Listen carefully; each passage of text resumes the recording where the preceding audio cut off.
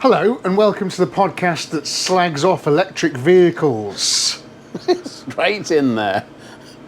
It's not really, I'm joking, semi-joking, but I have got some stuff to talk about on that this evening. Yeah.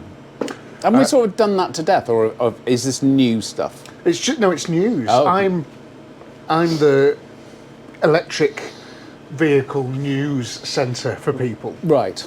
So I'm going to I keep my eye on it so other people don't have to, you see. Because the car market's very interesting at the moment. Right. It's not just about electric vehicles, kind of is, but it's about like what's going on in the world of the car market, because it's crazy, man. Okay. What episode are we on? 34? 34. I know. That's crazy. I was thinking, because we haven't done one for a couple of weeks, Sorry about really do like doing them. I was quite excited about it. that. Yeah, it's good, isn't it? Yeah. I was excited about it as well. I haven't done one for a couple of weeks. It's just been busy and the weather's shite and it's just cold and shite. But Yeah, because we're going to do this at lunchtime, weren't we? yeah, but then I was welding and then my gas ran out on the welder. And it's dead weird, you know, because to how it is, but gas always runs out on Sundays. Yeah. When the factors are closed, the gas will run out. It doesn't. It's never once run out when the motor factors are open, ever. It doesn't run out at 10 o'clock in the morning on a Tuesday. It just doesn't. It'll be whenever they're closed. It'll run out. It's so infuriating. Is it a trolley with 2 bottles on it? Just one, Okay. not like an oxy setup for cutting or anything like that, or that kind of brazing welding. It's just MIG gas, so an argon and CO2 mixture. Okay. So is that the little hand tool with the wire comes out the middle of it? Does. That's a MIG welder, is it? Yep. Yeah. Not that I know much about welding, but yeah. No, that's MIG, and then TIG is like a stick, Yeah. and then that's pretty much my knowledge exhausted. Yeah. So is that because the only welding I've ever done is like with welding rods. So yeah, so I've always called that like brazing. Oh, okay. Is But that not welding? I don't know if that's right because I've never done it. Okay. As far as I know, it's a little bit old school. Yeah, definitely. Or Yeah. it's a little bit more heavier dutier. I just don't know. I just don't know. I just don't know. I do There'll MIG be- welding. There's definitely welders out there who will Yeah. know. But I tell you what, I do MIG welding and I'm bloody average at it. Do you take pride in getting like a lovely little flow? Do I? No. As long as it all hangs together, you're happy. Yeah, Just absolutely. think of it as glue. Well, it's one of those things, isn't it? Like in 1743, Yeah. Sebastian Angle Grinder invented the self-named machine, Yeah, the angle amazing that. grinder. It's good, that. And thanks to his invention, all my welding work looks superb. Yeah.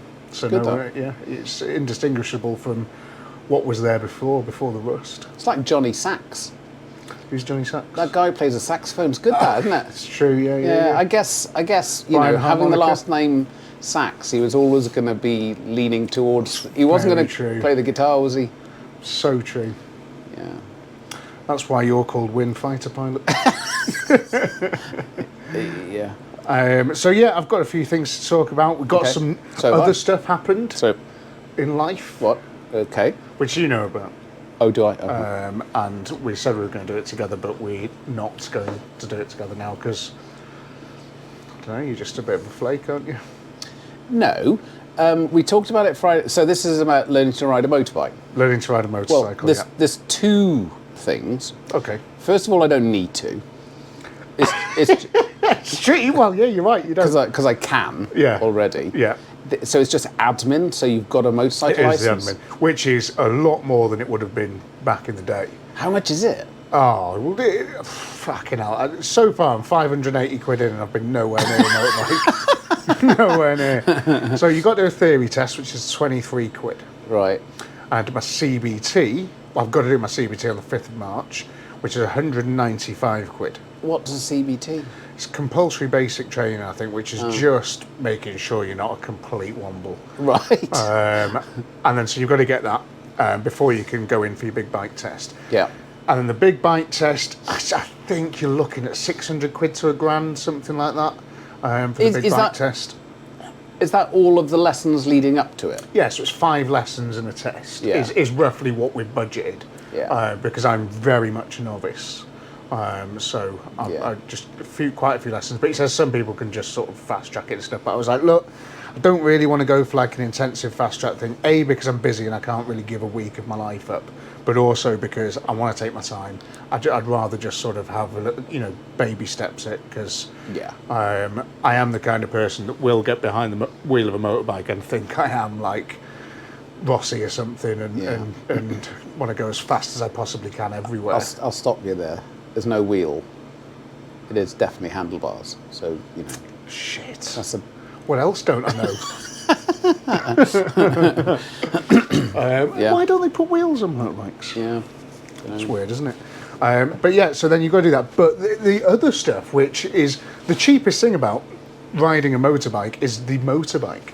That's the cheapest bit. You can pick them up second hand really cheap. Really cheap. And I got a set of boots and a set of jeans. Yeah. And it was 400 quid. Fucking hell. For boots and jeans. You could bit of padding. Just go on eBay, mate, and find some. Well, I don't Derry want boots. I don't want jeans that someone died in. Yeah, fair.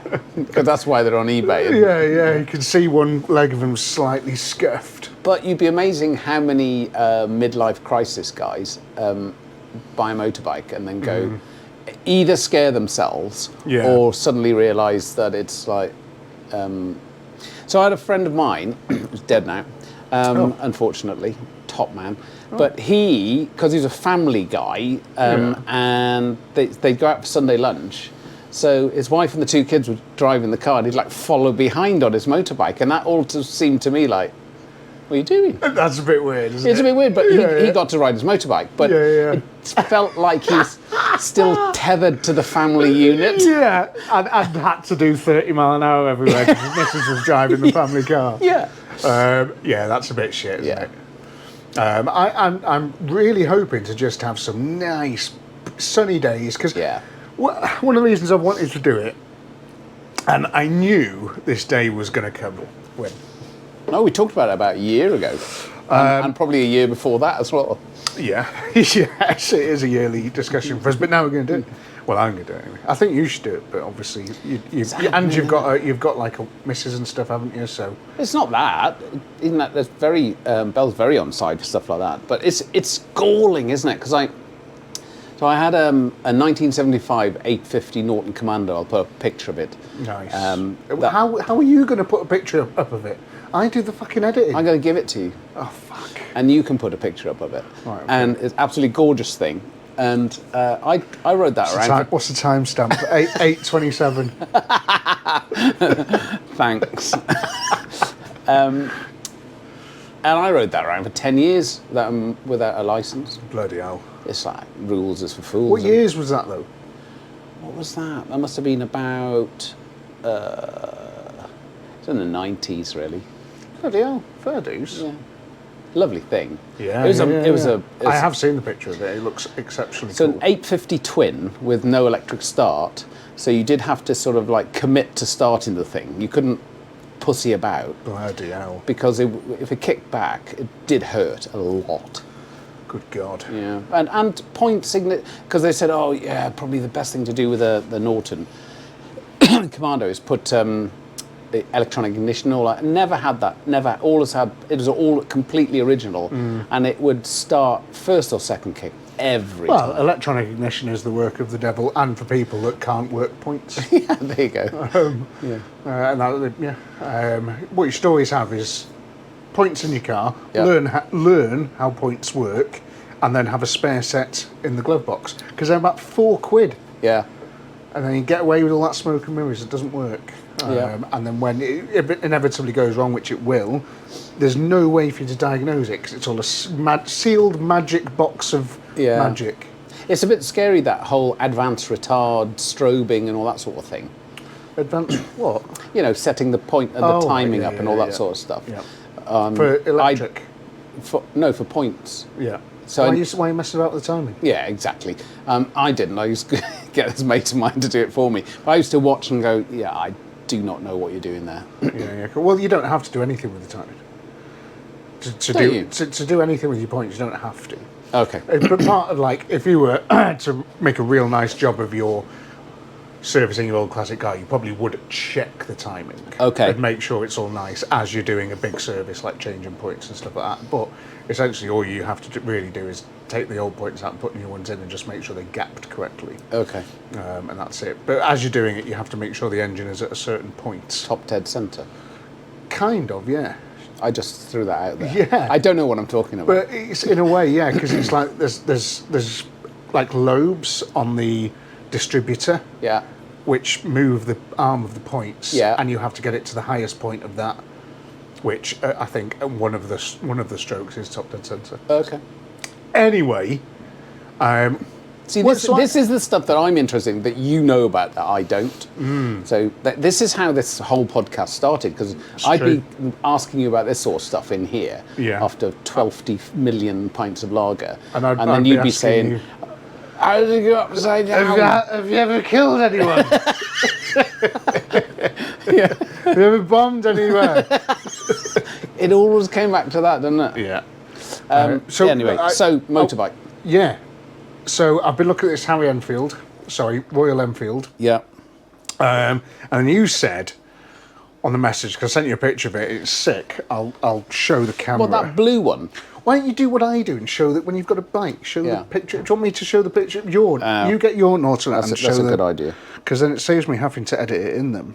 Yeah, you're right. Just because surely it's better for you guys watching, and if you're listening, sorry, probably not. This is what I was looking at. So this is just make sure, there we go. This is a Royal Enfield, and it is a 650 shotgun.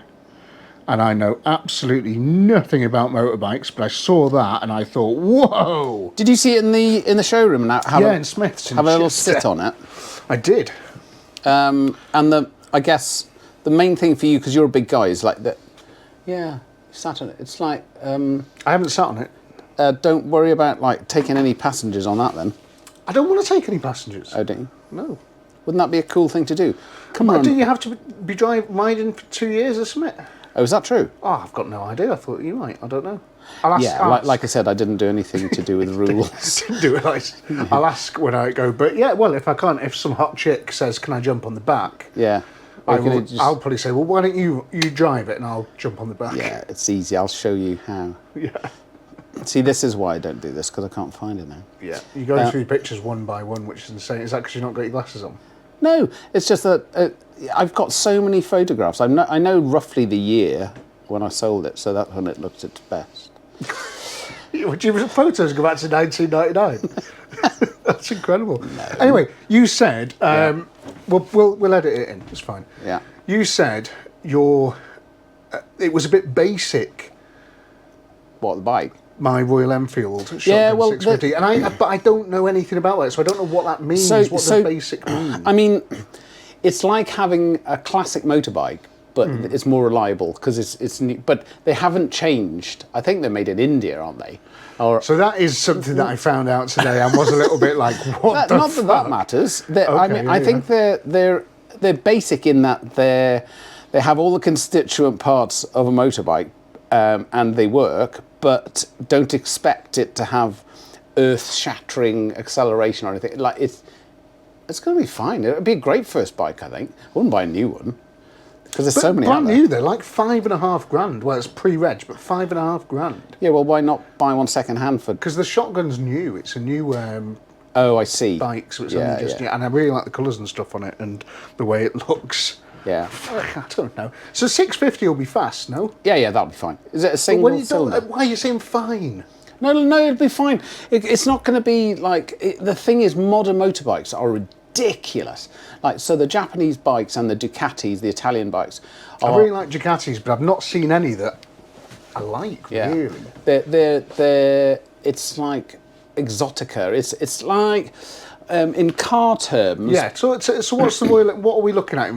What is the Royal Enfield in car terms? Because if it's a Rover 214, I don't want it. Do you know what I mean? What are we talking here? What is this? Is it a 1.8 LS Vauxhall Vectra, or is it the GSI? You know what I mean? I want to know. Well, Yeah, what is it? It's probably like, it's like if India was still making Ford Escorts. Fuck. So it's a Ford Escort, but it's new. Oh, fuck. I mean, it'll work. It'll be fine, and the brakes will be good and all that sort of stuff. It'll be safe and solid and reliable. But I think it'll be a great first bike. But I wouldn't buy a new one. But they are only new. They're not. We'll buy another Royal Enfield. There's loads of them. The Bullet, I think. Is but I like the look of that one. Yeah, it is a nice looking bike. So what else would you what engine should I be looking for? What should I be looking out for? I think 650 is absolutely fine. Yeah. There's plenty of power there. What sort of top speed can I get out of a 150? No, I'll do 100 mile an hour, I suppose. What? Yeah. No more than 100 mile an hour? That'll be plenty, mate. Your eyes will be streaming. So unless you've got any sort of fairing... I'll be wearing a helmet. Yeah. Once you get to about 80 without any sort of fairing, you're buffeting about. It's like hard work. So that's why I want to do more than 100 mile an hour on a bike. Okay. Let's just put that. I want to do more than 100 mile an hour on a bike, regardless of how difficult that may be. I think you should. They're quite small though. I was thinking 650's not got loads of power then, no? No, it's not an Enfield. Fuck! I had no idea. You kind of ruined my perception of that now because I thought that was going to be really cool. Yeah. Is £5.5 quite cheap for a bike? Yeah. Oh, is it? Yeah. I just know nothing about bikes. Yeah. So, well, Bill Smith's a great place to walk around and have a look at got bikes. some nice bits, but that was the only one I liked the look of. Yeah. So what about something like? I can see you on something like a Harley Davidson, something like that. Oh man, I can't. With a massive V-twin, blatting about. It's more like posing about. You know what I mean? It is a bit like posery though, in a bad way, though, isn't it? But that particular bike that you Davidson, man. I don't don't know you? if I could. I don't know if I Is could that pull not a Harley you? Davidson off. I don't. I think can't so, find no. a stupid thing. Yeah. Well, this will be the fun bit, won't it? But I would buy a second-hand one for your first bike. Yeah. There's so much out there. I'd do something like... If anybody's listening that knows a motorbike superstore that I could go and visit, that would be a really good start, I think. To have a little walk around there. Because there's Bill Smith's, which is good, but they haven't got lots of bikes. They've got plenty, but not lots. Okay. And they're a bit Hondaist. Yeah. So if anybody knows a really good motorbike sort of superstore that I could take a trip out to, that'd be really fun. There's a good one at Abergele. Oh, nice. Okay, so only half hour down the road. Yeah. What's that? I think it's Abergele. Is that not Honda as well? No, I think it's got Wales? Triumph and it's got Ducatis. It's good in there. They've got some nice bikes in there. Isn't there a roundabout off the A55 with a McDonald's? Yeah, it's there. It's not there, but it's where they're like the motorhome places and the old Subaru dealership and stuff and the Suzuki dealership. Yeah, you come from Chester, you come down. Pet shop. There's a Suzuki dealership or something. Yeah, cars. I know exactly what you mean. Past there, and in there's a motorcycle dealership in there. They've got loads. Right, I'm gonna have a little look at that then. Yeah, that'd be good. But yeah, any suggestions of more to go to? Because I wouldn't mind having a bit of a look round. And I thought that would be fast as fuck, that Enfield. Yeah. So what's fast in a bike? Well, I mean, all of the Japanese bikes, once you get 600, like 4-cylinder 600s, they're quick. They are quick. But the sports. I don't want to give you the wrong impression. I'm not going to be hooliganing it round on my first. As soon as I get behind the wheel, of the bike, I'm not going to be hooliganing it around. Yeah. But equally, as I get more accomplished as a rider, you don't want it to be boring. I don't want it to be boring. I'm not going. That's the thing about having a fast bike is you don't have to use it all. No. So there are bikes. The other day I was saying, don't go for a sports bike for your first bike. Yeah, because they're a bit. All your weight's on your wrists. Yeah, they're designed. I've never been a massive. I don't like the only sports bikes I like the sort of 80s, 90s ones. I think they're really cool. Yeah, they are cool. With square headlights. Yeah, they're smart. But you can get bikes that are sit up and beg type bikes, but they have those engines in them. So you'll have something with like a 600. 4-cylinder Honda in it. That'll like rip your lips off, but it's in a bike that's motorbike shapes, not sort of racing bike shapes. That's cool. And if you had you'd probably need a little tiny fairing just so the air's going over your head a bit, right, give you something to sort of duck down under, nice, okay, and then you can go faster on that. But. A bit of a look for something along those lines then, really. No, that does sound like a lot of fun. A lot of people have said get a Triumph Bonneville, but it's just too done. Like, it's just everybody has a Bonneville for the first bike, so I don't really want to do that. I want to do something different. Triumph do make some lovely bikes. I do. I like Triumph. I like Triumph in general. Yeah. Been fixing my Triumph TR7 today. What, barbecuing it? Yeah. Haven't seen that yet. That's hilarious. Spoiler alert. Sorry. Fire. Yeah. So... EV.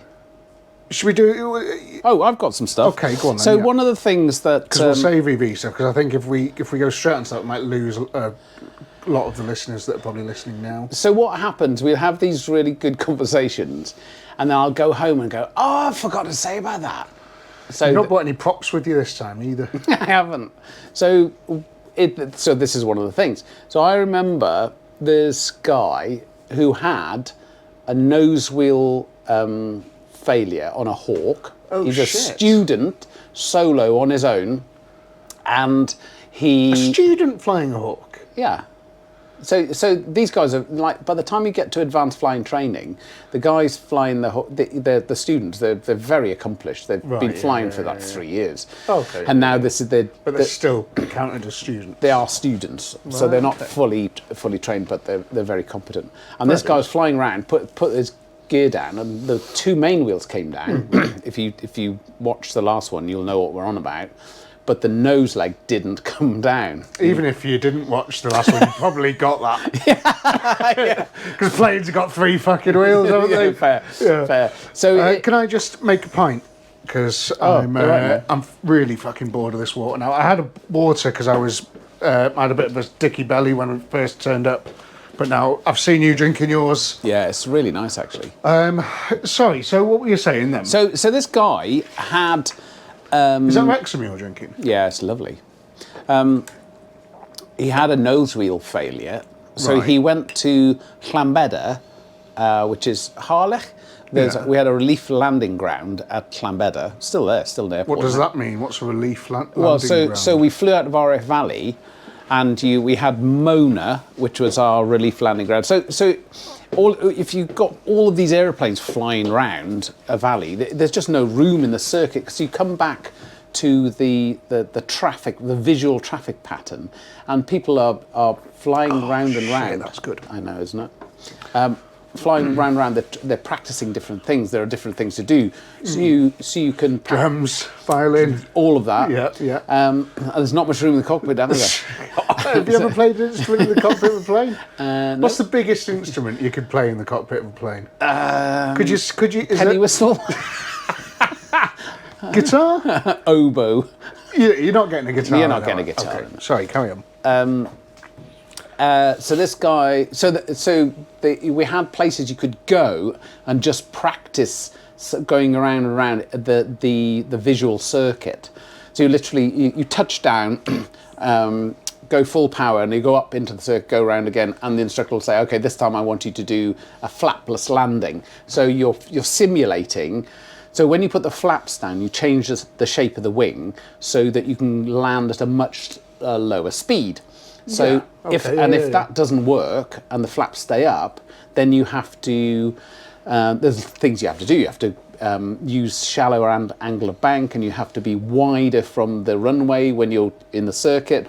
You have to, and you touch down at a much higher speed, all this sort of stuff. So there isn't enough room. You only need about 3 or 4 people max in the circuit for it to be pretty bonkers. So we had Mona, which is on Anglesey, but we also had Llanbedr, which is just Shell Island. A lot of people will have been down there camping, that sort of stuff. Very close to Shell Island. Very close to to Shell Island. Well, been camping there quite a few times. Yeah, it's quite close to there. So anyway, this guy, so that he didn't black the runway. By black the runway, that means if you're blocking the runway, nobody else can land there. So So when you're saying relief runways, that means you've got your main one at the RAF base, and then these are just other runways around that you can use. Yeah. So, but they're always, I wouldn't imagine the traffic would be a massive problem, but it is. It is. Especially then. I mean, there were, when I first got to RF Valley or the second time I got to RF Valley as the unit test pilot, there were 60 odd Hawks. So when they were all out flying around, it's like 60. Yeah, there's airplanes everywhere. It's just ridiculous. So at one time. Yeah, they wouldn't all be airborne at the same time, but there was 3 squadrons, and there was all doing Hawk stuff. All was doing Hawk stuff, and so flying around. Fuck! If you'd have asked me to put a number on it, I'd have said 5 max. Yeah, well, it's more like that now, but Wow, right, okay. So you have in the morning you find out what the weather's like. We're going backwards a little bit, but it's probably worth it. So in the weather, you find out what the weather's like, and if you always have a weather diversion. So you look at what the weather's like, and you go, well, it's all right at Valley. It should be all right. But if the weather, if it sort of clamps out with like fog, or if there's something, or if some numpty has a talent failure and blacks the runway and like crashes on the runway, you're always holding additional fuel to be able to come back, make one approach to RF Valley, and they go, oh, the runway's black, or you need to go to your weather div. You'll always have enough fuel then to go to Harden, or okay. Cardiff, or sort of it's somewhere else, and you will hold that fuel just in case you can't land at your primary That's runway. awesome. So if that was to happen and you couldn't land at your primary runway and you had to go to Harlock, they're obviously busy. They've got stuff going on. But because, and I suppose it's with any plane as well, because you have only enough fuel to sort of do what you're doing. Yeah.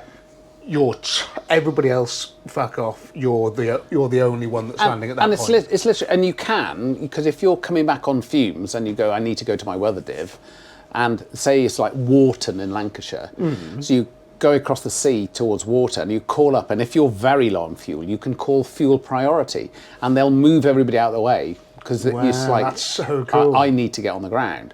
So there are different ways to ramp up. You don't want to call fuel priority unless you really are, because there are other people who will be like moved out of the way for you, and they might be quite low on fuel anyway. But do you have a little reserve light or needle or area on the gauge? It's just literally a number. It's Right, how okay. it was kilograms in the Hawk, and you'd hold so many kilograms of fuel. So you'd have your min landing fuel, Yeah.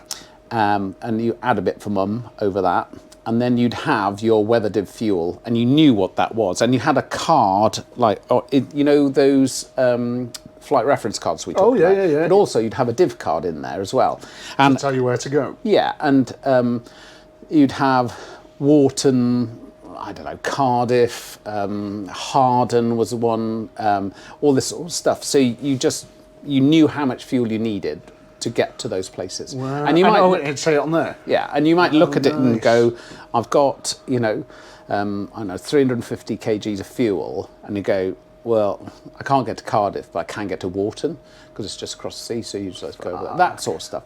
But Sorry to keep asking you No, it's questions, good. but does it often happen that planes run out of fuel? no, well, I mean, you fucked up, basically, because you've... But does that ever happen? It can, because things like, it has happened. There's a really famous example of it, of hunters, and I think they were like pushing the weather limits, and their weather div was on the other side, on the east coast somewhere, and they're all getting over there, and then that weather div had gone out in fog as well or something, so they're trying to get somewhere else. Shit, and then they were okay. starting to run out of fuel. But it's very, very unusual. It's quite you need a conservative attitude to it. It's like you do what you do, but like getting back on the ground is quite important, really. So Of course. And if you say it gets fogged out or something, that you're weather diversion. Is there ever a situation where, if there was nowhere sort of close for you to be able to land, in your head, where are you ditching that? Like, what's sort of happening? Where would your instinct go? There's no runways. What am I doing? There's a pre-designated ejection point, which is over the sea. Would you not try and on fields or like big stretches of anything, roads, beaches, nothing like that? That ends badly because as soon as it's sort of, so it's not trained at all to try. No, and you're better get off the plane on the ground. You're better off chucking it in the sea and coming down on your parachute because you know that's going to be survivable. I know it's not all about money, but they're not fucking cheap, these jets, are they? Do you know what I mean? I'd be like, I'd try and get it down somewhere, surely. No, it doesn't work like that. It doesn't, because you might have seen Cessnas and things like that. Yeah. Excuse me.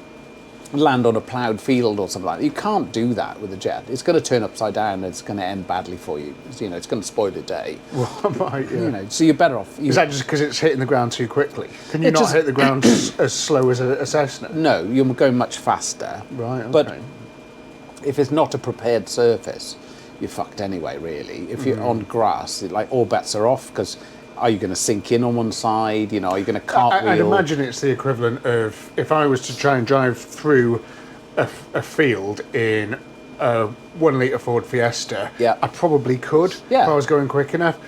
In a Ferrari, probably not. It's going to beach instantly and start spinning up. So I'd imagine it's similar between a Cessna and a jet. I think is a jet a bit more stiff and on this tricycle undercarriage. It's a bit shit, isn't it? They're very cool in the air, but it's like a Robin Reliant, isn't it? It's fucking crap. So it's not great. You don't want to be messing up. You need a runway.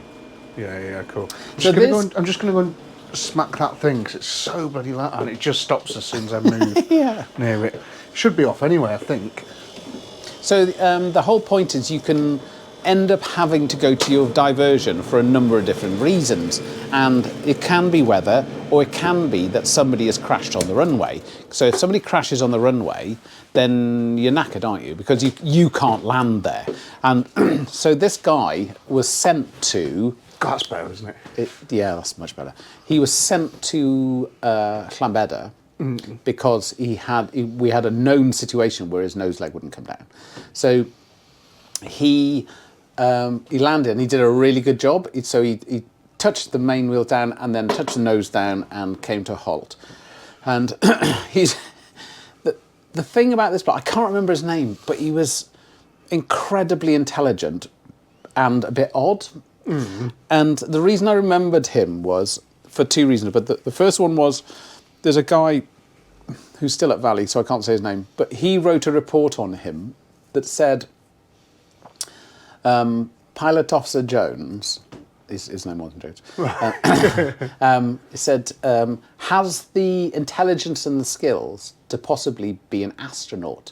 And he said he also has because he was odd, also has the added benefit that when he gets there, he might know somebody as well. Which I thought was That's genius. Yeah.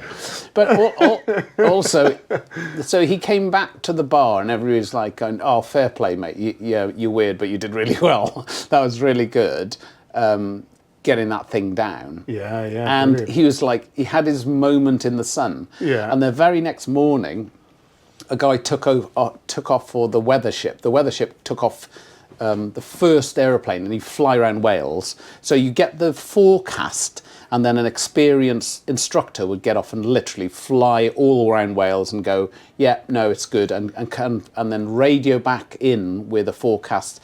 It's like the spine, which is the centre of Wales. You can get over there, low level, Mac Loop's good. So give all this information. That's a fucking sweet gig. It's good. Everybody wanted to do the weather ship because it's cool. Yeah, that is cool. But as he was taking off, he hit a flock of birds, tried to turn back, couldn't get there, and just threw this jet. It missed the house by nothing. Whoa. Completely. He ejected, was fine. But the crash scene was very close to Valley.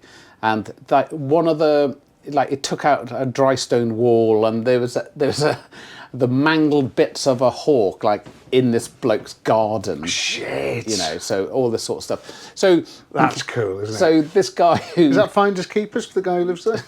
yeah, no, but there's still burn marks on the. So they rebuilt the wall, but either side where the sort of flaming jet fuel had gone through this wall, there's still burn marks and like a new piece of wall. It's quite cool. No way, that's awesome. But so this guy who'd done such a good job, this weird student the night before, he's like, tomorrow's chip paper. It's like oh fuck yeah, whatever, mate. You didn't crash and nearly take out an orphanage, so you're rubbish. Yeah. Yeah, so that's I'd forgotten about him. Yeah. Nice, yeah, because we was talking about nose bears last time, weren't we? Nose legs. Nose legs, yeah. Do you want a top up? Might as well. It's going to happen at some point, isn't it? So electric vehicles. Right then, where do you want to begin? Well, you've been doing a bit of research, haven't you? Well, not really. I'm just comes natural in because my fingers on the pulse. Okay? Yes. Yeah. So the first interesting thing that I saw is I was watching. I like watching Harry's Garage. The guy who used to run Evo. Does magazine. Harry know? Yeah, Harry Metcalf. He's very very good. And one of the things he said made me go, "Oh, that's interesting." And it is that Volvo, who have traditionally been leading the way a little bit in the EV sort of evolution of cars. On Polar, Polestar, something different. Polestar, but isn't that a subsidiary of Volvo? Kind of not. But the EV, Volvo EVs, they were one of the first ones to go. Lovely, thank you. Bloody hell, that's good, isn't it? They were one of the first ones to go, we are knocking combustion vehicles on the head completely, including hybrids, this is, completely by 2030. Yeah. Which isn't that long. Only 5 years. 5 years, yeah. So anyway, but they said it ages ago. So they said we're completely knocking combustion vehicles on the head because we're tree-hugging hippies, essentially, is what they were talking about. And then, and so now they've gone, yeah, we can see that nobody's actually buying into this sort of EV thing. And I say nobody, but I mean, there's less uptake than it takes to run a car company for buying EVs. Right. So, because people still are buying EVs, of course they are, and they're not the end. They're not the end of the world. I don't mind some EVs. I think there is definitely an application for EVs. I think they're 100%. What, like what would that be? Like city cars or something like that? Yeah, little city car. People who live in, I don't know, in a dream world, dream bubble. Like it'll work for them. No, but if you people who have EVs and then when they need to do a long distance trip, their friend will lend them their car, their real car, and stuff like that. Really, but I think that for town driving and stuff, I kind of get it, but they're just. We've got to be really careful not to try and make a one-size-fits-all solution that is EV cars, because there isn't one for EVs. There isn't that, and we need to not sort of make people who aren't EV drivers into bad people because their circumstances might. We're people that grew up in rural parts of Wales. Again, it's just sometimes you have to go so far in those sorts of areas. Having EVs just don't really work when it's cold, it's miserable, and money-wise, people don't. It's not one of the reasons I moved out of there, because it's not the wealthiest part of the world in rural Wales, and it's difficult. And anyway, infrastructure. That's not my point. Point is that Volvo have gone. Yeah, fuck that. We're not doing it anymore because nobody's sort of getting on board, which is great. And what they're sort of moving towards is hybrid, which every manufacturer's moving towards. But didn't you say when we talked about hybrid that you get like something like an Audi Q8 and they put a tiny little motor on it and call it hybrid, but it can go 5 miles on that, and then the V8 kicks in? Don't fucking tell anyone about that. That's our little secret. That's kind of what we want to go. That's the route we want to go down.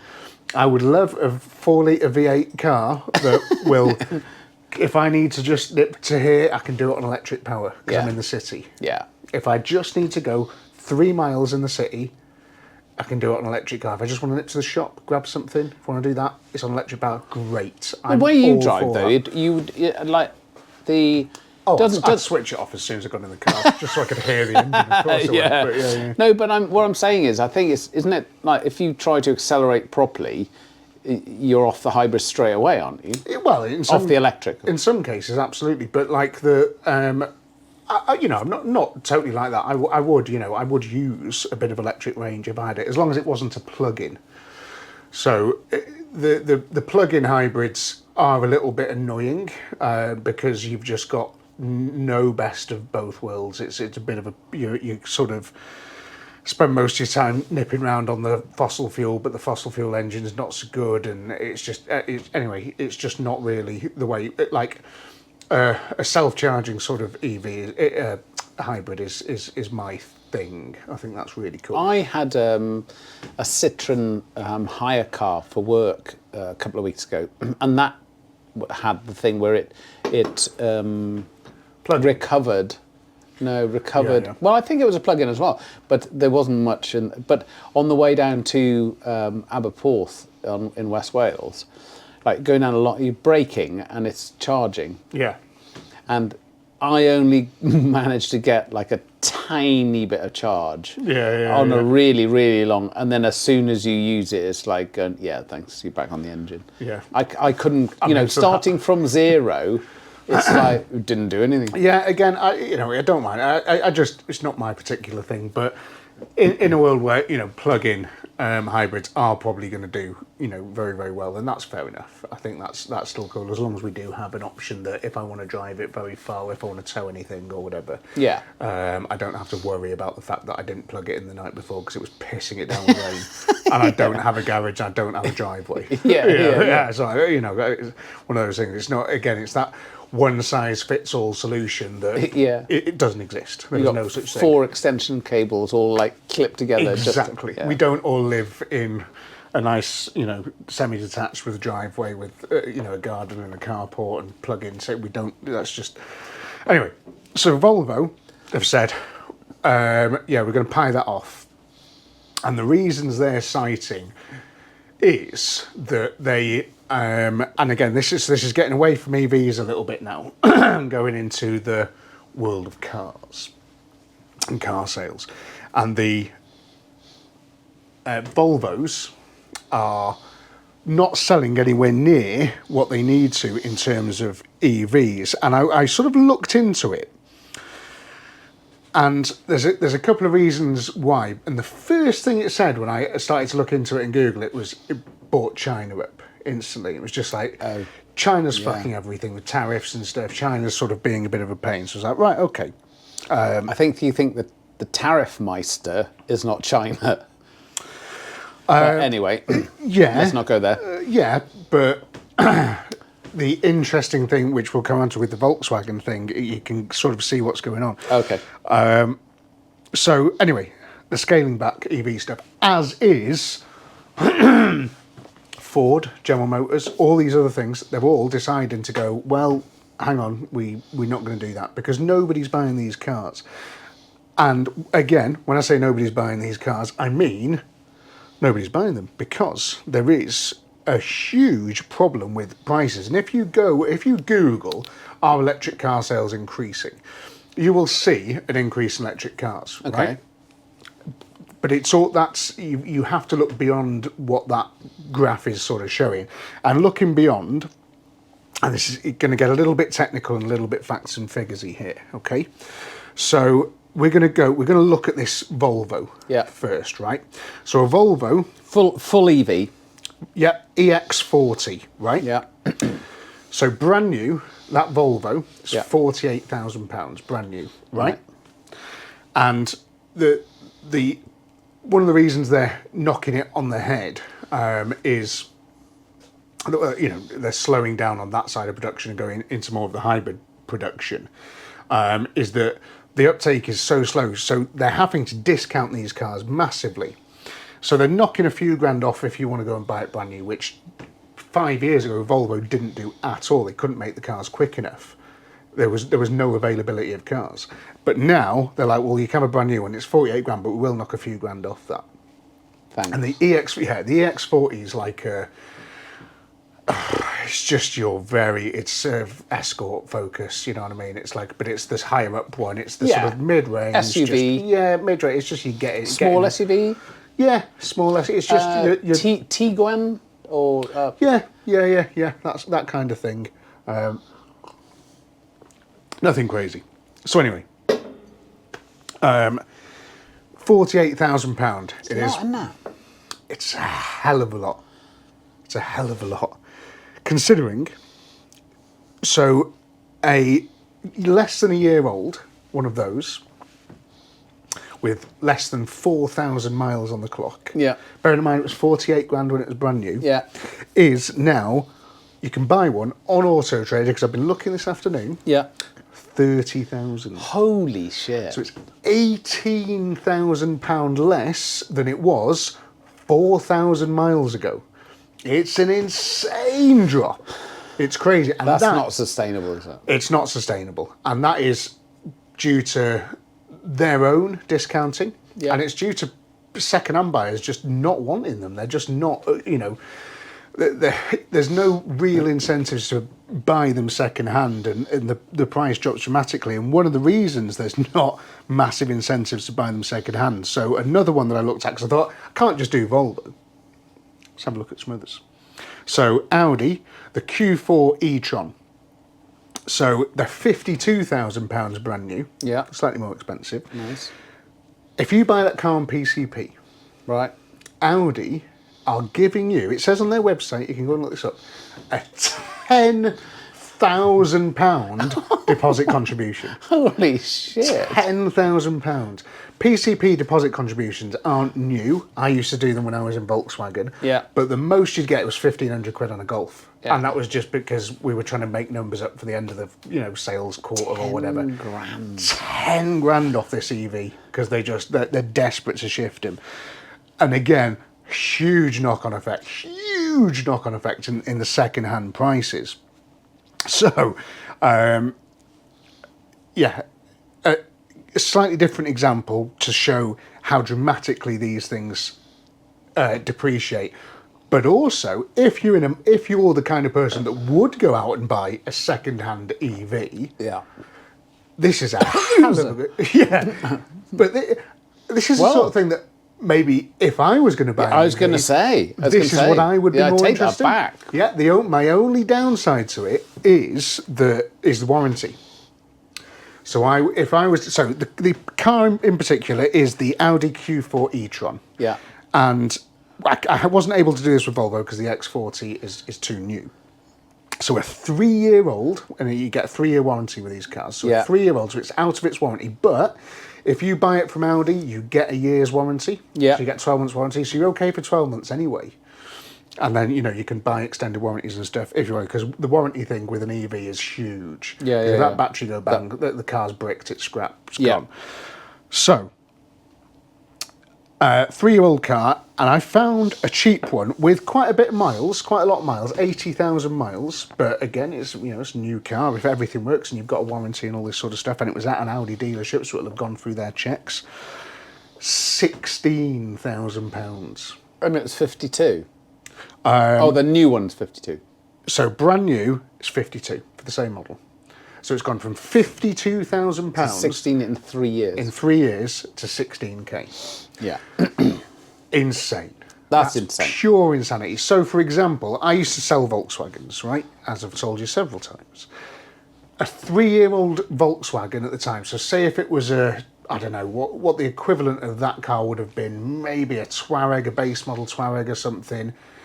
a 3-year-old one, that difference in price, it would have been nowhere near that 3-litre diesel thing. You know, it wouldn't have gone down to the I don't know what that is percentage-wise. Is it a third it's gone to? 1632, 46. It's more than, you know, it's almost a quarter of its price. Insane. Yeah. That's crazy. I don't know if it's almost got, my maths isn't very good. But anyway, you get the idea. 16 grand is for nothing. So I was like, right, okay. What about a 1-year-old one? It's the same as you did with a Volvo. So what about like less than 1 years old and less than 4,000 miles? One on Auto Trader, 52 grand. Yeah. This Audi. So there's one on Auto Trader for 31. So why? I don't get it. Why would you go in? Why would you do that? But you do it if you're going to buy a car on PCP. So they're trying to. So the whole EV thing was initially they were going to market it and try and push it because it's much better for manufacturers. Company cars. Yeah, and like a phone contract. So you have your phone contract for 2 years. You have a car for 2 years. Yeah. That was going to be sort of the recycling sort of thing that these manufacturers were going to go for, because PCPs were invented for customer retention. Right. So they keep having a new car. So they keep coming back and buying a new car. And they had a balloon payment at the end that was slightly less than what the car was actually worth, and it made people go, oh, I'm doing a really clever thing and doing a really good thing. Yeah. And there is mathematics you can do, which I used to do for customers and stuff, which, depending on how you use your car, it can be better. As long as the APR is low, it can be better to buy a car on PCP than paying it outright in cash. It could 100% be better to take a car on finance than to pay it cash. Yeah. However, that's an insane drop from £52,000 to £31,000 in a year. So your residual value, your balloon payment on your PCP, I don't know what the hell it's going to be. Yeah. I don't know what it's going to be. It just doesn't make any sense to me. That's going to be a nuts figure. So another thing that was happening, and I don't know if it still is self-employed people. A friend of mine in 7 miles away, in the village that Toby's spends with his other parent half the time. He bought an electric car, a Ford Mustang. The Mach-E. Yeah. But he was saying he couldn't ignore, because he was self-employed, he couldn't ignore the deal that he could have. Yeah. Because he's self-employed. What's that about? So that's the benefit in kind. So I don't know if it's still the case, because they did change a lot of stuff recently. It's about 2 years ago. Yeah, so 2 years ago was at the peak, which is why they sold so many Porsche Taycans, and why I think it was Sweden was one of the biggest uptakers in Porsche Taycans and electric cars in general, and Teslas and stuff, because their company car tax that they had to pay was so much better because the government subsidised it for EVs. Right. And it was the same thing a couple of years ago in the UK. The government subsidised EVs to a point where the tax reliefs were phenomenal for a company car. He couldn't ignore it, he said. He didn't want one, but he said, I can't ignore that. Every time I've talked to my accountant and I've said, I'm thinking about getting, I was thinking about getting a Defender, all this, I'm thinking about getting that. It's like, yeah, but have you considered getting this, or have you considered doing? I'm like, yeah, but fuck, I don't want one of them.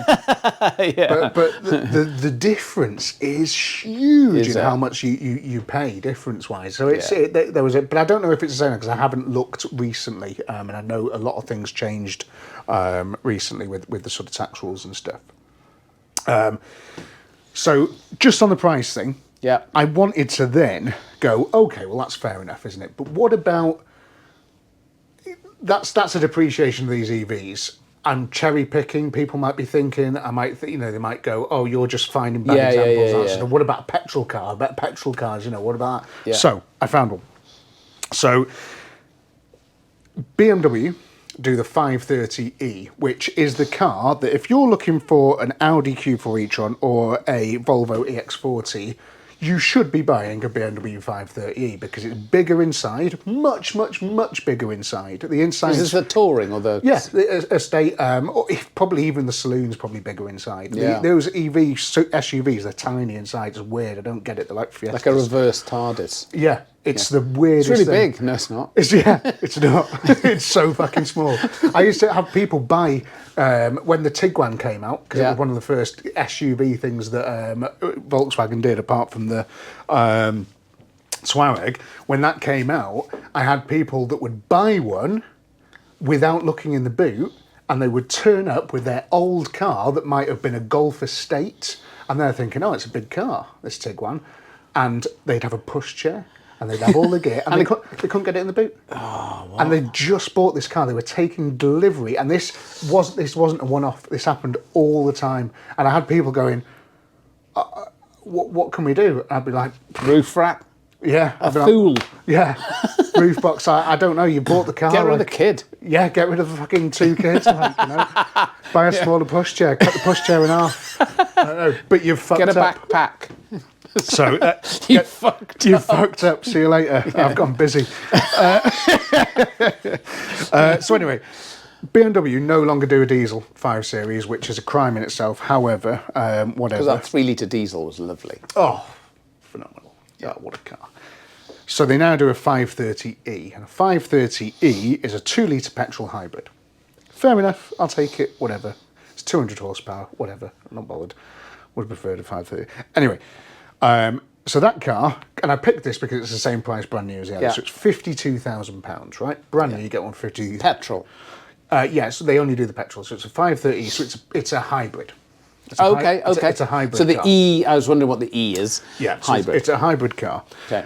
So £52,000, and the Audi was £52,000, and the 1-year-old Audi with less than 6,000 miles was £31,000. Yeah. So the equivalent BMW for a year old, bear in mind it's the same price new, with the same amount of miles, was 45,000.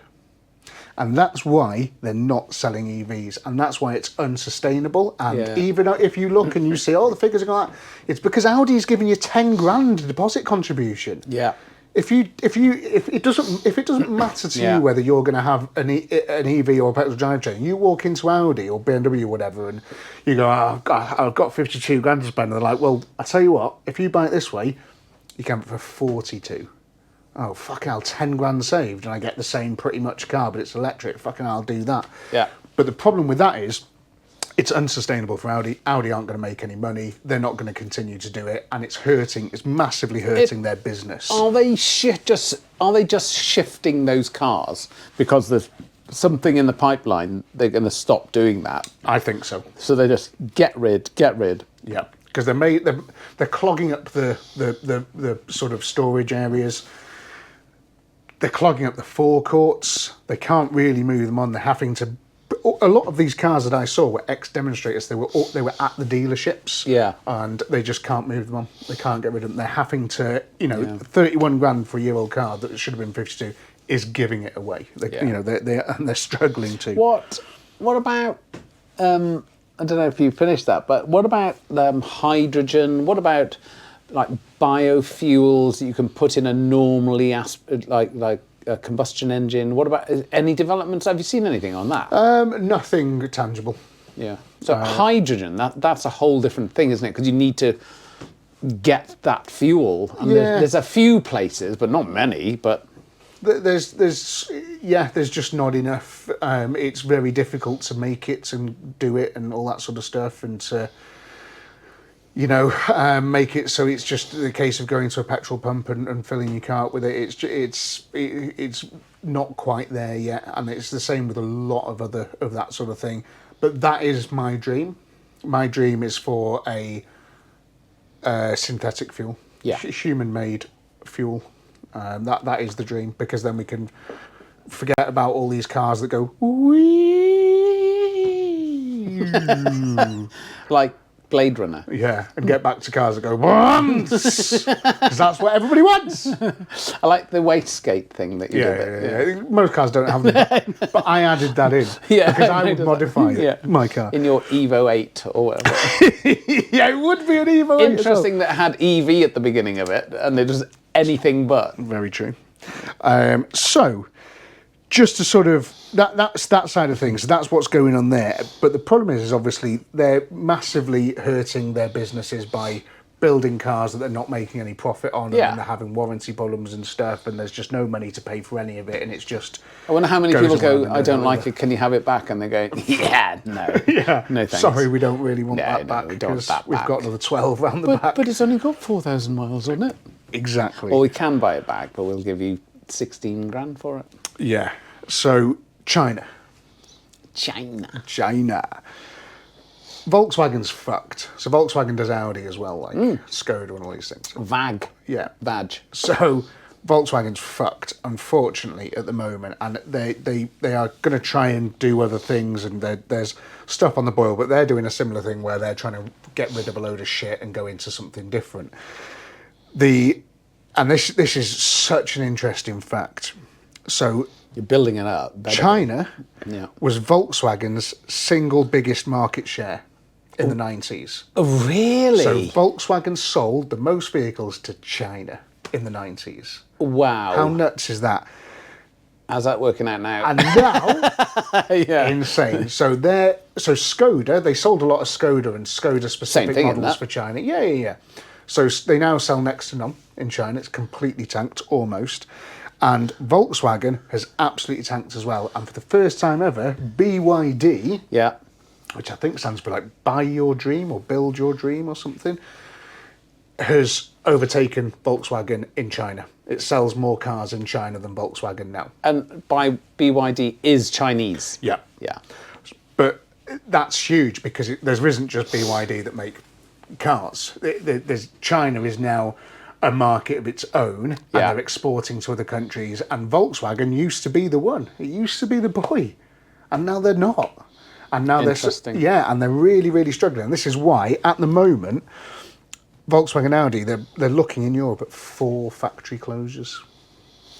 Scary, 4 that. factory closures. That's nuts. Again, I've never seen this. When I was selling Volkswagens, they were the bee's knees. Nothing could touch them. And they are good. Oh, they're great. So they are great, but there is a problem. The Volkswagen EV, the ID3, right? Yeah. But until you polluted my brain, Yeah. that's not fair, because I have changed my mind. So when we start, well, it's really interesting in that it's at the start of this podcast, I wanted an ID4, and I okay. thought, like, it's Volkswagen, we're going EV, that I'd have that. Belle wanted an ID Buzz, which is like quite a cool looking thing. That's the sort of shit I can get behind. Yeah. I like that ID Yeah. Buzz. I think that's a really cool car. Same as the Morris J van. Yeah. Fully electric Morris van that I have. My email address with Morris.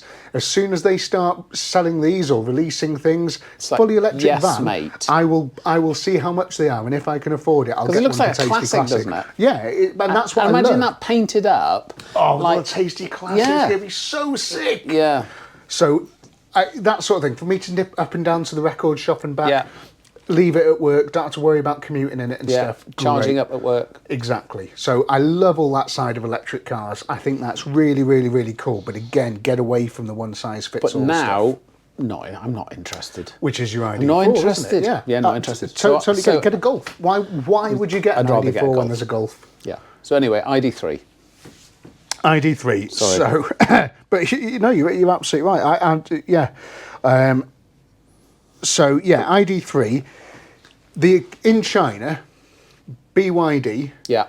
has a car which I can't remember the name of. It's not the Dolphin or anything like that. It's a different Chinese market name, but it is the same as the ID3. It's their ID3, the one that they sell market I bet share. it looks like it, because they do that a lot. Yeah. The ID3 is twice the price of the BYD. Yeah. So and the problem is, which a lot of people are saying, is that the BYD is better. So Volkswagen have had a problem with the software. Since making all these electric cars, they started to do it themselves, and they're trying to be a bit Tesla-y with it, and we're going to do this, and they're just a bit shit at it. They've not really been able to sort of nail it down software-wise, and they've had loads of problems with the ID range, or the electric car range.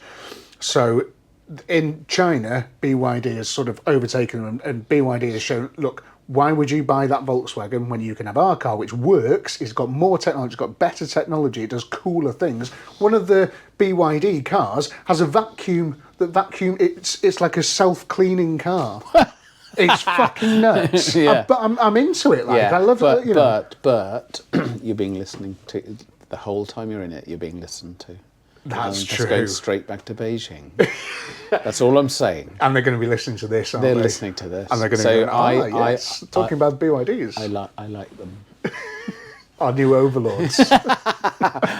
Because they are our new overlords. So anyway, so Volkswagen, and the Volkswagen have always said, we're never going to try and match them on price and all this sort of stuff. But what's going to happen is they're going to continue to tank. And then one of the reasons BYD is as it is because China is sustaining them. They're pumping cash into these companies and sort of going, so, yeah, of course. So they're able to sell a car for something like 11, 12 grand for a BYD over there, where the Volkswagen equivalent was 24. Yeah. Insane. No. It's crazy. Yeah. Very, very, very interesting though. I love to sort of see how it's going and what Volkswagen's going to do. As one of the biggest car manufacturers in the world, to be as threatened as it is now, how it's going to get out of that, and how it's going to sort of move around and what it's going to do to its range. Because the one of the weirdest things I can't get my head around is Volkswagen. If you go into a Volkswagen showroom now, the cheapest car you can buy is 23 grand. What was that, a Polo or something? It's Polo. They don't make a cheaper car. 23 grand Polo. Yeah. But obviously they'll be discounting and stuff, but list price I'm talking about is 23 grand for the cheapest Polo. Wow. That used to be a student's car. Yeah. I've got the numbers, Wynne. Yeah. So, you're going to love it. I have done proper research. I've done maths and everything, right? Amazing. So, I'm looking at the Polo Match. The Match, right? When I was selling Volkswagens, I would sell 10 Polos to every 5 Golfs to every 1 Tiguan Touareg type thing. Yeah. Polos were bread and butter. And we used to sell loads of Ups and loads of Foxes. They were the bargain basement ones. Yeah. They don't make those anymore. What, the Fox and the Up? Yeah, well, they don't make the Fox, but the Up, they don't make. I don't get it. I don't get how, as a manufacturer, you can go from selling as many Ups as we did. I know because they're a cheaper car, the profit that they make from that selling that one unit is going to be quite low. But surely if you're selling 10 of them for every 1 Golf, surely it evens out. But they don't make that anymore. It's insane. I don't understand what they're doing. And it isn't surely part of selling cars is getting that VW badge out there. And there's so many, you know, if you keep seeing these Volkswagen Ups, you go, oh, they must be good. You know? Psychologically. And not just psychologically, Volkswagen Ups are amazing. They're such good cars. Yeah. They're properly good cars. Aled had one, did 155,000 miles. It just needed basic servicing and brakes. That's good. Or it had like Did you have it from new? From brand new. And it Where cost... did he go on it? Well, he does something for charity to New Zealand or something. His van's on 200k now. Amazing. I love his Polo. Yeah, his bread van. Yeah. Sick, isn't it? Lovely. Anyway, sorry. So, this is the thing that's weird. So the Polo Match now, which was my bread and butter, is £23,000, right? Now, 15 years ago, 2010, when I was sort of still selling Volkswagens, and again, we sold so many Polos, so many. It was, for exactly the same Polo equivalent, it was £11,000. The list price was £11,000, and now it's more than doubled. It's more than doubled. So, but things have gone up. Interest rates, man. Okay, so I've done maths. So inflation. This is good. It's really, isn't it? I've done some fucking work. Yeah. Just because the gas went out in the welder. So inflation, and this is from the Bank of England. You go on their website and it's got an inflation calculator. Okay. Yeah. So inflation is at 51p on a pound. So a pound in 2010 is now £1.51. Yep. Very self-explanatory. So the Polo should be, based on that inflation, 16,500. So why is it 23 grand? Yeah. Why is it £23,000? It should be 16,500. I can't get my head around it. They're not selling as many. I went in one not so long ago. A chick that I sort of saw for a couple of dates, she had one. Went in it. It was just not a very good car compared to the older shape Polo. There was so many bad design features with the car that I saw it, and now that I know how expensive they are and stuff, I would love to sit down with the people who make the decisions at Volkswagen and hear their reasoning behind this when the answers are so obvious. You know, make a cheaper car, make a small, cheap car, you know, make the sort of, you know, the 16,500 well-specced car, you know, because that's what we sold so many of. Surely they can do it profitably. Surely they can with a little 1 litre TSI engine in it or something, you know. And they're not, and they're not selling the up anymore, so the cheapest car you get, and then you're going into Golf. And one of the reasons I didn't like the Polo, this is the last thing on it, is they're massive now. Yes, they're huge. They're so big, but the whole point but yet was small inside. Yeah, but they were cool little small city cars. Yeah, really they're good. Massive now, and the doors. So one of the things I hated is there's nowhere to put your arm. Where the window goes in is a sharp lip, so you can't put your arm on it because it hurts. Fucking hell, that annoyed me, Wynne. So much. Well, you need an armrest, don't you? You've got to be able to just do that. Yeah. Why can't you just do that on a car? Insane. Who's designed it? Did at no point in the design process did someone go, oh, fuck. Oh, fuck, I haven't got anywhere to put my arm. Oh, fuck, yeah, we forgot to do that. Oh, shit, yeah. Nobody in the design process, no, the whole time, vehicle must have 2 hands on the wheel, and no, it ignores the door with 2 hands on. Where was he from? Uzbekistan. Yeah. Leader of Volkswagen. That's really interesting. There you go. That's my car. Where does it all end? News. Where's yeah. Well, I'd love to know, but what I think if I had to guess, EVs will be a thing of the past in 10 years. Yeah. Apart from niche EVs like your ID Buzz, like your city cars, you see the Renault Amy and all this sort of stuff, you know, little tiny little city cars. Yeah. There's still a market for that type of EV, I'm sure, and that will still carry on because the technology's there, and people are saying, yeah, but the technology is going to get better. I don't think it's going to get that much better. People are going to move completely towards petrol hybrids. Yeah. I think that's where all the manufacturers are going to go. So is diesel going to go then, do you think? Yeah, diesel will go, yeah. I don't think people are that bothered about it anymore. The only place diesel has is for heavy vehicles. So because of the torque? I think so. I'm not sure. Maybe for the economy as well as the torque that you get out of a diesel. And yeah, so I think it will be there for vans, pickups, lorries, that sort of stuff. I think buses, you know, it'll always be that thing. But it will be diesel hybrid. So it'll still be attached to a hybrid drivetrain. I saw it's still car related. I saw Top Gear. Who does those magazine articles now? I don't know who they are, but the article, they still do it, don't the they? magazine stuff's quite good. And it was the Ineos Grenadier, Land Rover Defender, G-Wagon, and Toyota Land Cruiser, the new Toyota Land Cruiser. Yeah. And the new Toyota Land Cruiser absolutely bossed it. Really? Yeah, they were doing proper like off-road stuff in the middle of Wales. And on-road as well. Yeah. But they said, yeah, the new Land Cruiser is like, great. I mean, that's cool, isn't it? But terrorists drive Land Cruisers, don't they? They do, yeah, that's true. I will not be driving one. Yeah. I will stick to my Land Rover, thank you.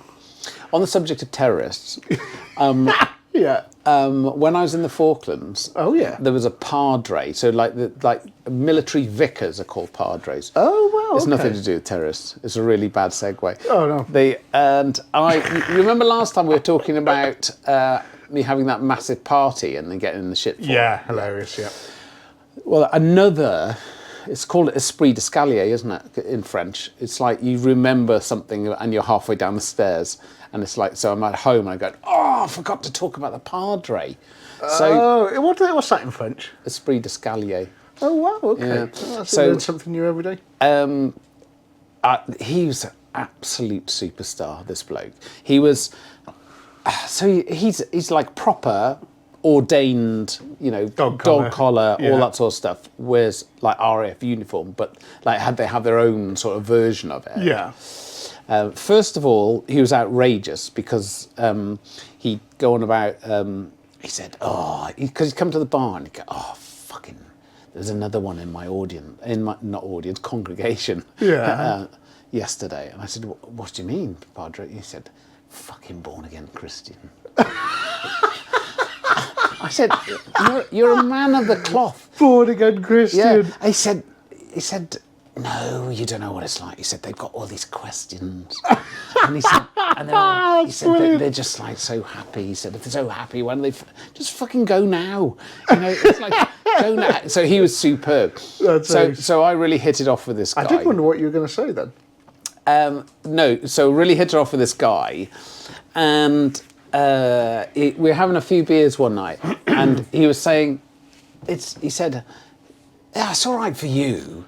He said, I have to maintain some level of decorum. He said that, like, there's some, because of what I wear, he said that I have to, not get wankered and stuff like that. He said it's really boring. And every, I can't remember, 2 weeks, month, whatever, another flight of people would arrive. So an aeroplane full of new people would arrive, and then the people who are due to leave on their 4-month, 6-month tour would leave. And I said, what do you more? I mean, it's all right. He said, well, you're a pilot, aren't you? He said, you can put your flying suit on, and you can get absolutely trashed, and it's fine. He said, I can't do that. Yeah. And I said, Wednesday, when the new airplane arrives, with the new people, we'll swap. I said, I'll dress up as a Padre, and you can have. And he went, you don't fucking joke about this if you mean this. I said, no, absolutely. So, that's what we did. So I dressed up as the Padre. I gave him one of my flying suits. Amazing. Gave him a taste of... So he had my flying suit. Life. Honest, I'm not joking. By 6:30, he was passed out by the fruit machine. You could have like chalked around him like a dead body in the middle of New York. He was completely passed out. Fuck. And I was walking around the bar going to the new women who were going, hello, my now, dear. whilst you're here, if you'd like to take any sweet counsel with anyone, do come and see me. And any problems at all of a sexual nature, do feel free to confide in me. Fuck. Absolutely brilliant. That's And so good. The next morning at breakfast, there's like quite a lot of people when we went in the morning for breakfast. Obviously back. So he was horribly hungover. Yeah. But he was wearing his stuff. And there's people like double. What? Yeah, that's brilliant. Yeah, that's quality. So I'd forgotten about him. So that's great. He was amazing. He had his own Land Rover with like a vicary cross on the front. So because he had to do all sorts of stuff and like visit people. He went on a Royal Navy Type 42 frigate to South Georgia, and he was away for like 3 weeks.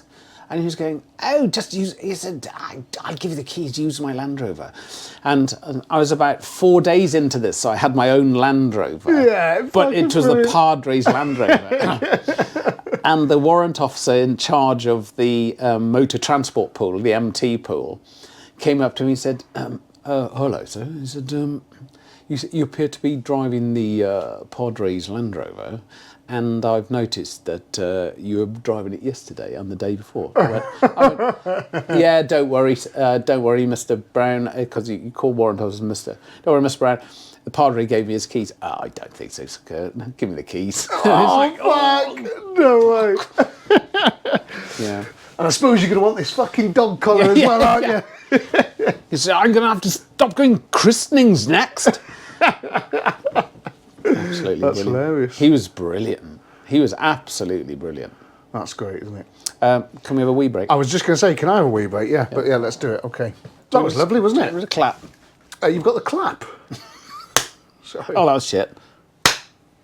Nice. So we started watching. Have you seen that Apple TV series called Slow Horses with Gary? Not shorter, slow. Shorter horses. No. Gary Oldman. Because who the fuck has Apple TV? Well, apparently I do. I mean, I didn't know. It came free with something, but Bloody hell. one of the kids' tellies died, so I went and got a new telly, and it's very intelligent. And one of the options was Apple TV, and it says, "Well, give us your number then." And I went, "Yeah, you have got it." It's like, "Oh, thanks for that." So anyway, started watching. I won't go down that rabbit hole. Started watching it. It's good. Gary Oldman's amazing. Gary Oldman is amazing. So good. But there was a particular moment where somebody got their head chopped off. Fuck. I know. And God, you'd be annoyed. And you'd be for about a millisecond. Yeah. I know, it's longer than that, isn't it? It's a while, isn't it? It's quite a few seconds, isn't it? Yeah. Apparently. So you'd be annoyed for a while. A short while. While. And one of the people Cross. was just freaking out. And I said something like, under my breath, "Oh, fuck's sake." And Belle said, "What do you mean?" I went, "Oh, what freaking out? Like, it is what it is." And she said, "Well, yeah, but in all fairness, you've never seen a severed head." And I went, "I have." Whoa, have you actually seen a severed head? Yeah. Fuck. So That's nuts. when I was on search and rescue, Bloody hell. I mean, I've severed my head a couple of times. I don't think we're talking about the same thing. Oh, right, sorry. Yeah. When I was on search and rescue, What the fuck is going outside just before you get into you are distracted, aren't you? People keep like running around and screaming and shouting and stuff. Anyway, carry on. Having a lovely Sunday night. Yeah. We got called. I was at RF Cultishall on search and rescue. We got scrambled to an A10 crash, an A10 Warthog tank buster thing. Awesome vehicle. Yeah. So Woodbridge and Bentwaters were two American Air Force bases in Suffolk that had A10s. I don't know if I can look at you the same way now that I know you've seen a severed head. And we got called because it said there's an A10's gone in. So, need to get over there. So we scrambled, we got over there. It was pretty obvious, as we were arriving, that there was nothing to do because this thing was made a big crease in the landscape. Bloody hell. And once the head has been severed. And so we shut down, got out, and the boss of the squadron was there, and he pretty much lost it, to be honest. He was crying and walking around as you would, because it wasn't. I think he'd had a couple of crashes in his tenure, so it's like while he'd been the squadron boss, it's the third or something, and he was basically saying, "What am I going to tell the families, all this sort of stuff?" And it's not good, that. Yeah, of course. So we were walking around, and I went up to. Do we have to put a trigger warning out or something? That's probably too late now. Well, I haven't said anything yet. But I've imagined a lot. Have you? Yeah, already. You've only been talking for about 30 seconds. I'm not sure we can do this. Can we do this? Yeah, it's fine. YouTube won't ban us, won't they? Well, if they do, Patreon will go on. Yeah. So the guy had crashed, but he hadn't ejected. So I walked up, found the ejection seat. Oh, fuck, he was still in the plane? He was still in his seat. The plane had come apart, but he was still in his ejection seat. Dead? But on the ground, yeah, very dead. Oh, my God. So he was had all of his stuff, his pens in his flying suit, very, gloves on, name badge, all that sort of stuff. Where was he from? But he was American. Yeah. But, and no head. So, fucking hell. So, no wonder he crashed. No. So I found this, and it was like, you might want to keep the colonel away from this area because he's going to lose his shit, and you can be more. He's going to lose his head in a situation like that. You can be more detached because we didn't know this guy. It's obviously tragic. So one of the things about being on search and rescue, and it's exactly the same in the ambulance world. I know this because I've spoken to people in the ambulance world. My oldest son's paramedic in America. Yes, he was in here the other day. We were speaking to him. Yep. You have to be able to detach yourself from that stuff. Otherwise, you can't do the job. You can't. When Glenn comes in, who is a friend of ours that is a emergency room doctor, when he's in, I think the first thing I say to him most times after hello is, "What's the ratio this week?" And what I mean by that is how many people have died versus how many people have you saved. I know. And I ask him that every single time he comes in, and it's always more on the saved. Yeah. Which is great. Really cool. So, so this gallows humour thing is really important because otherwise you can't do the job.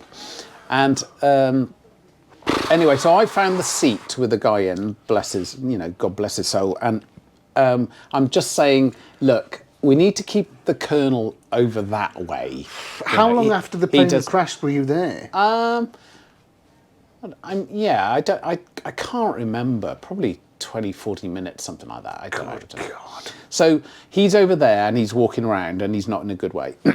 And I'm thinking, so the seat where this guy's in, but clearly there's a bit missing, and that bit is here somewhere. About that time when I was thinking a pair of that... sunglasses resting on his neck. About that time, the winchman, who's about 40 yards away, goes, "Found it."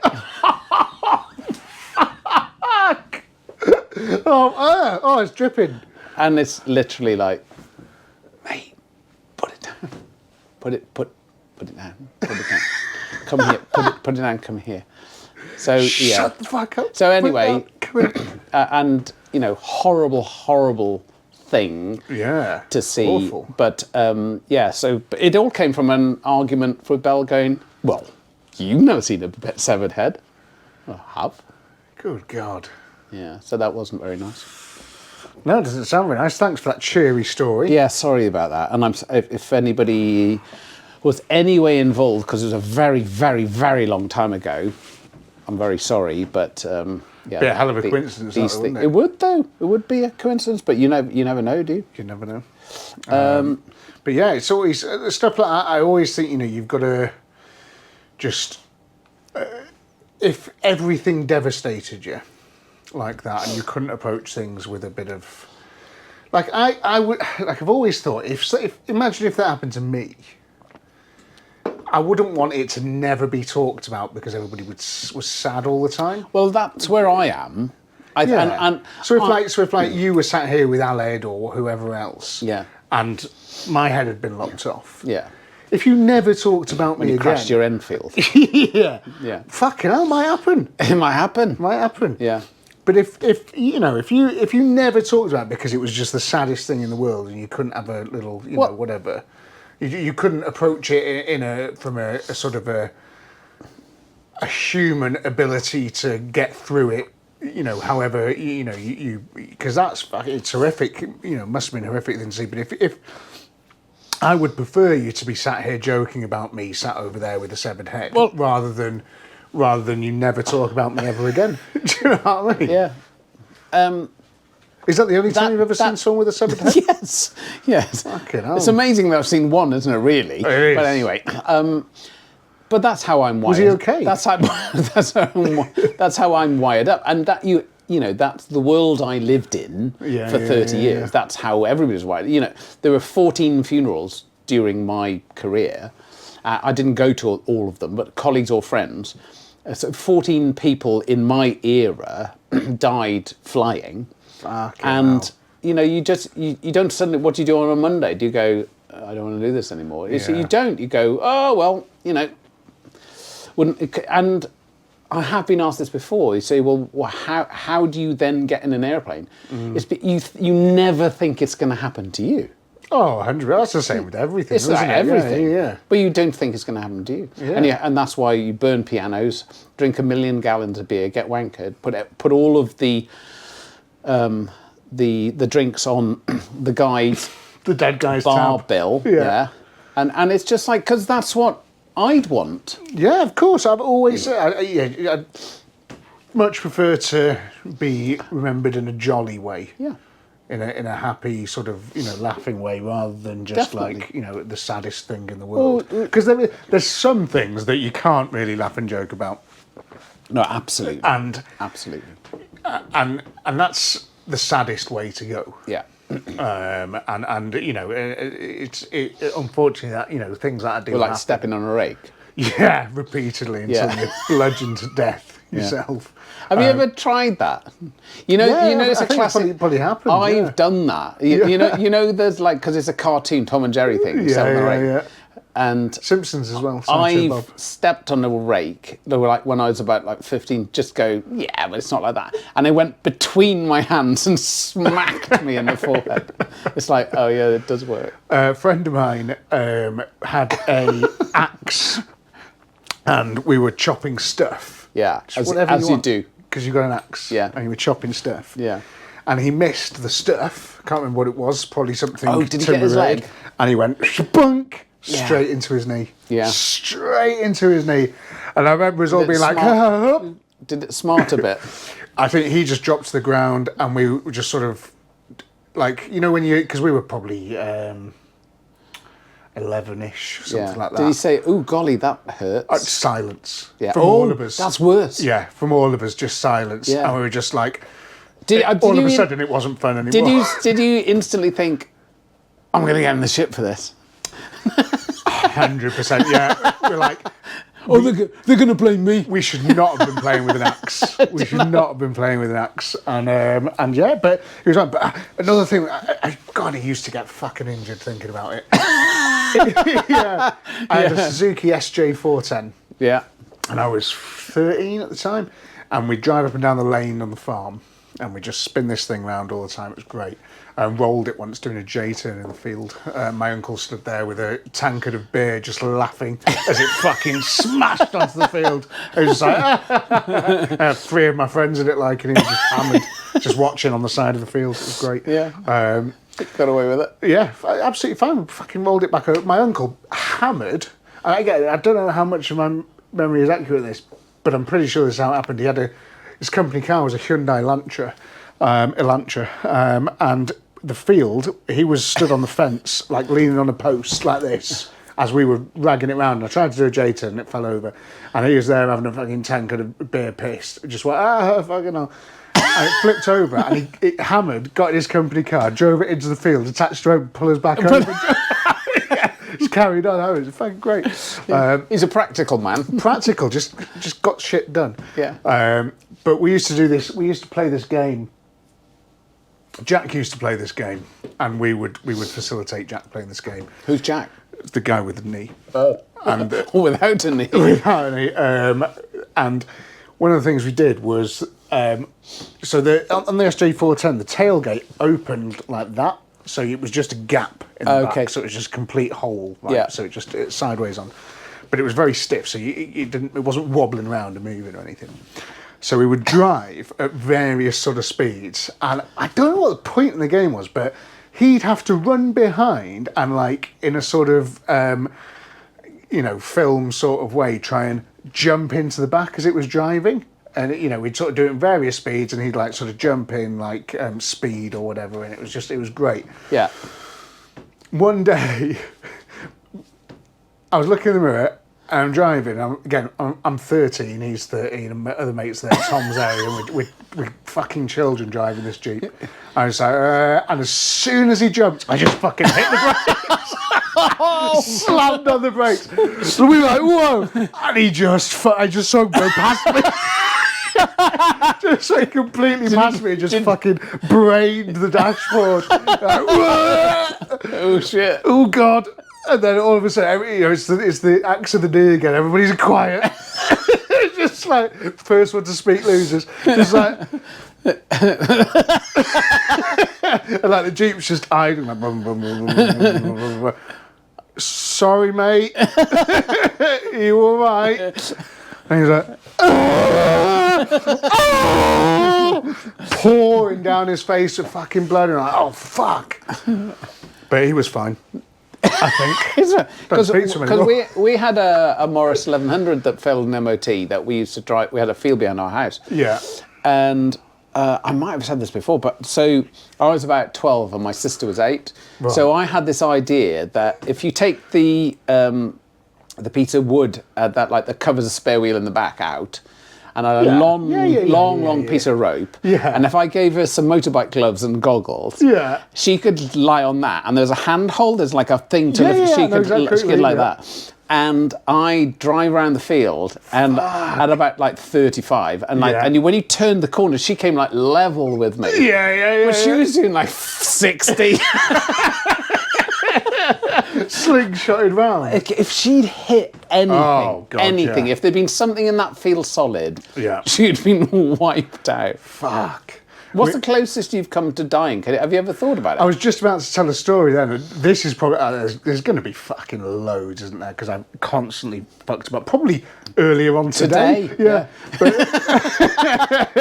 and you haven't seen this yet. Yeah, but just the lane where we used to piss about this, because it was the driveway to the little farmhouse was very, very long. It was probably half a mile or something.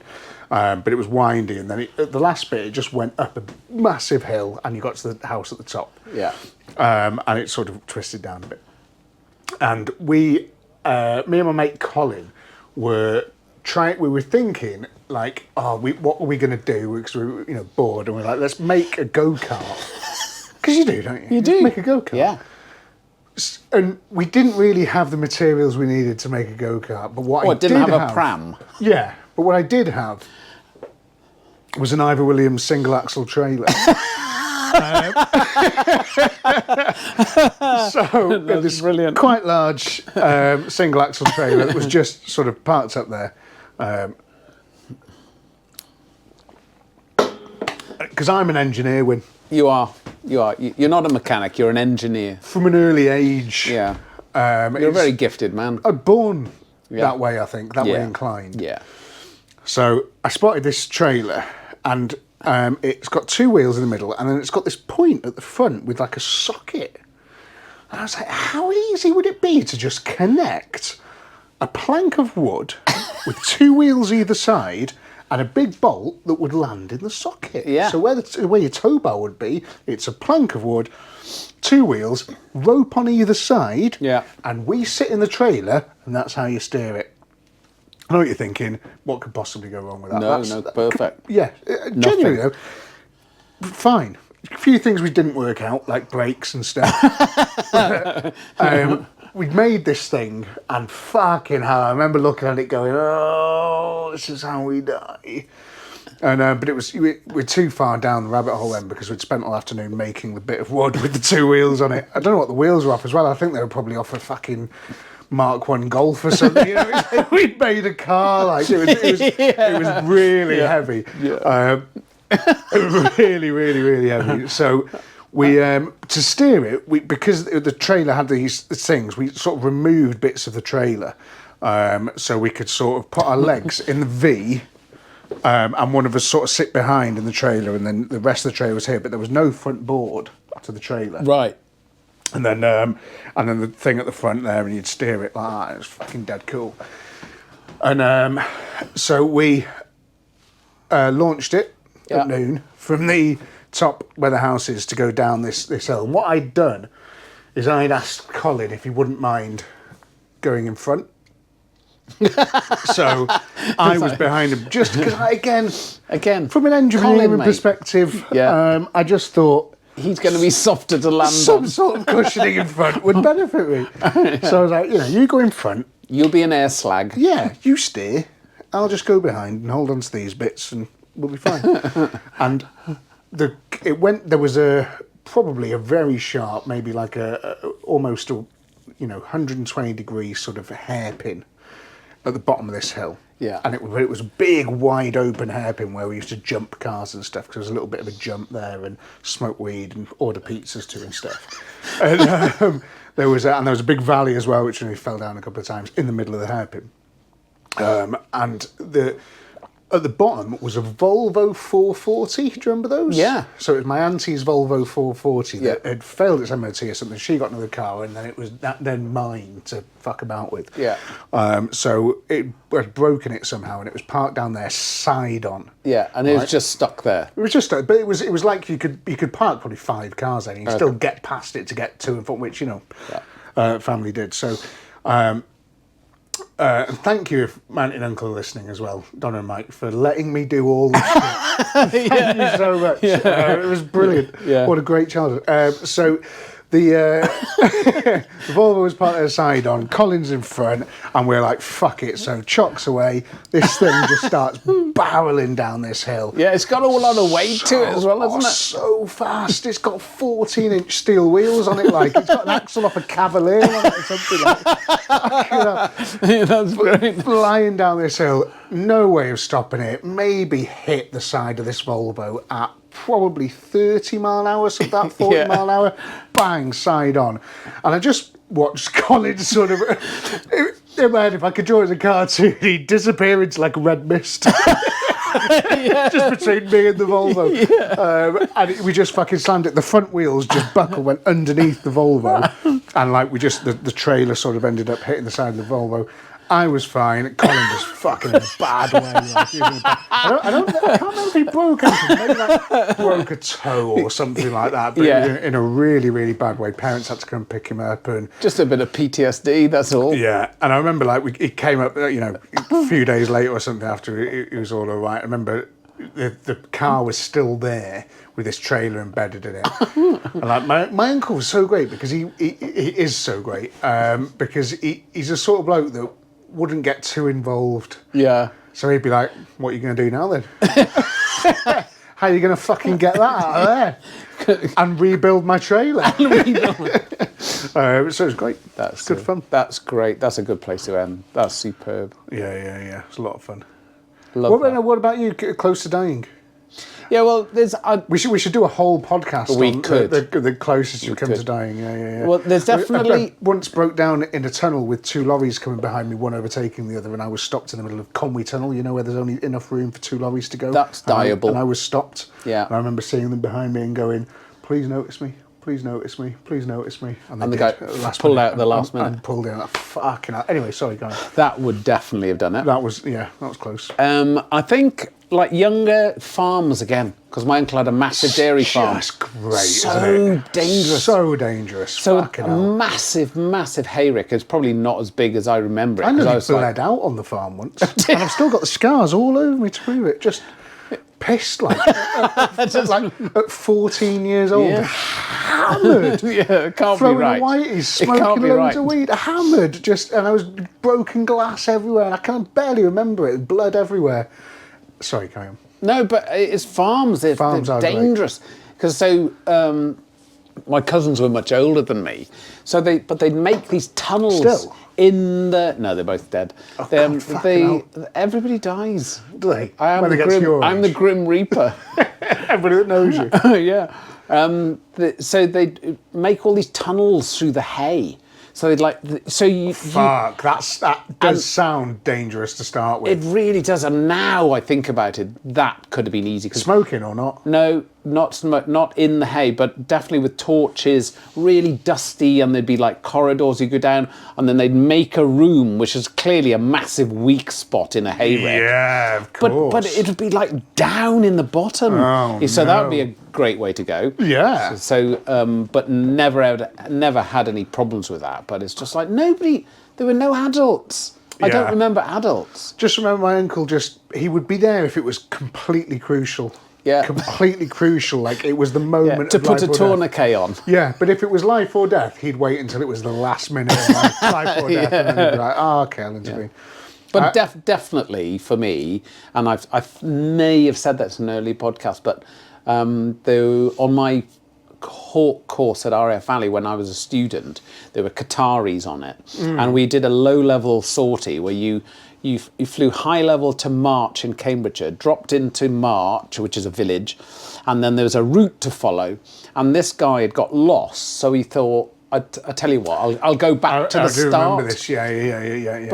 But it's like he came so close over the top. Your brain takes photographs, doesn't it? Yeah.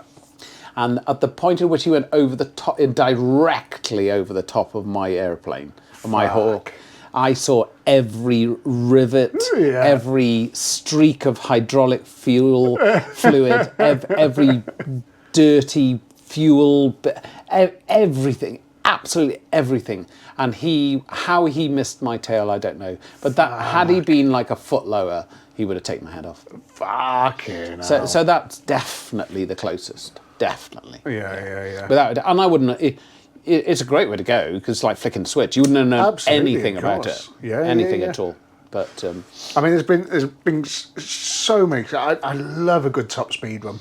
Top speed runs are just, there's something about it. The thrill of doing big speed on a motorway is just great. And sometimes that's legally, sometimes it isn't. Yeah. So I got done for speeding last week. Oh fuck! Did you? Well, how what was the scores? 74. That's all. What, in a 70? No. 60. 60. Yeah, it's not bad. Annoying. It's not bad though. Yeah. Where was that?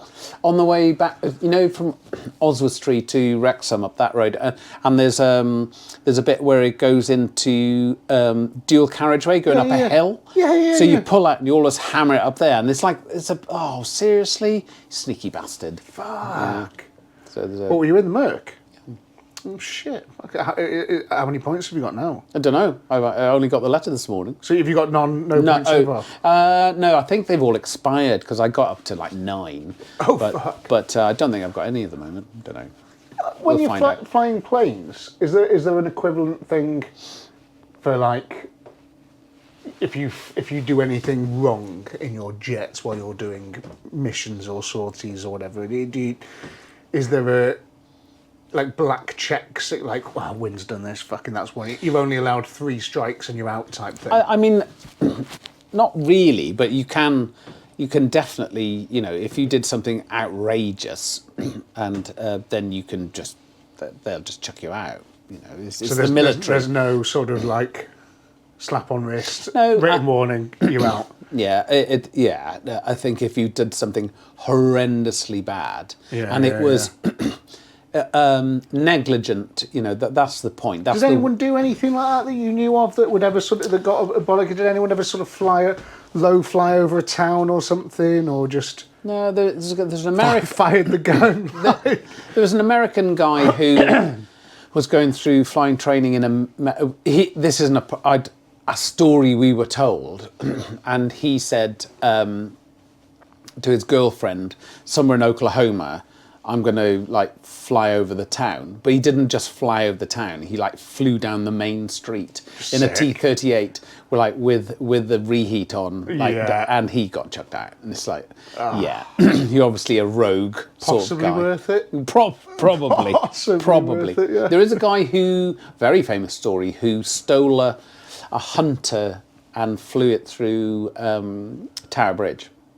There are photos of that. So what's a Hunter? A Hunter jet. It's the precursor to the Hawk. Wow, okay. But basically, I think he had a problem through the bridge. Yeah, through Tower Bridge in London. That was quite cool. That's really fucking cool. Yeah, so that was quite cool. Nice. We'll have to remember for the next one the stories of nearly dying, because I just keep thinking of various amazing ones. You keep coming back to you. Yeah. Because so many of them involve lorries. Weird, that, isn't it? Weird, that. But yeah, we should end it as well. We're almost on 2 hours. It's a good one, that. It's been a lot of fun. Thanks very much for watching. We'll see you again soon. Sorry it was 2 weeks since the last one, but we'll try and do more of them. But as the weather gets a bit nice, it's been nice. It's been like 14 degrees and stuff. It's been so fucking nice in the workshop. Yeah, no cool. freezing hands and stuff. So well, there's a reason for that. So I'm hoping that it'll be a bit easier to get here and do stuff. See you soon. Cheers. Bye.